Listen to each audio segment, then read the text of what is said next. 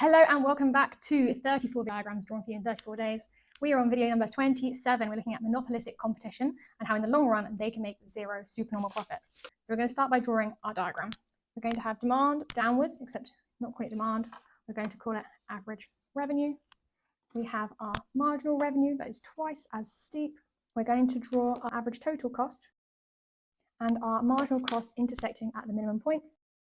And we are assuming the firm is profit maximizing, where equals MR. So the quantity will be set at this point, Q1. We read off of our average revenue to give us our price, P1.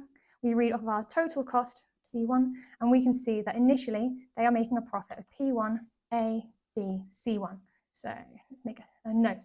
They're going to start making profit P1, A, B, C1. Now, you know that a perfectly competitive firm could not make profit in the long run, and similarly, monopolistic firms cannot make profit in the long run. There are low barriers to entry, so if they're making this profit, new firms will enter. So our profit is a signal to new firms. If we've got new firms joining the market, they're going to compete away and take some of our customers. So we're going to see a fall in average revenue and marginal revenue. We're also going to see that we're going to try and claw back some of our customers, and so we're going to advertise. When we advertise, that's an additional cost. So we're going to see an increase in fixed costs, which means an increase in our average total cost. If our revenue is going down and our costs are going up, you can imagine we're going to end up at an equilibrium point where we have zero economic profits. Now we can draw this overlapping, but it can get quite complicated, so I'd recommend not doing that.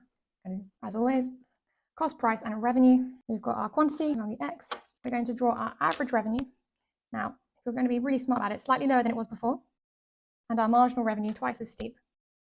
For the sake of drawing this diagram perfectly, I'm now going to say you should use your blue pen to draw on your marginal cost, and you'll see why in a moment. The marginal cost hasn't changed. We want to show zero profit in the long run. So we're going to go to our MC equals MR. My Q2 will set a price of P2. We now know that we want our price to equal our cost if we're making no profit. So it needs to be drawn at a tangent. But as always with average total cost, our minimum point needs to cut through at marginal cost. So when you're drawing this, you're thinking, drawing down to a tangent. Keep going down till you hit marginal cost. Then you can start moving upwards. Average variable cost. And now you've got a monopolistically competitive firm making zero profit in the long run.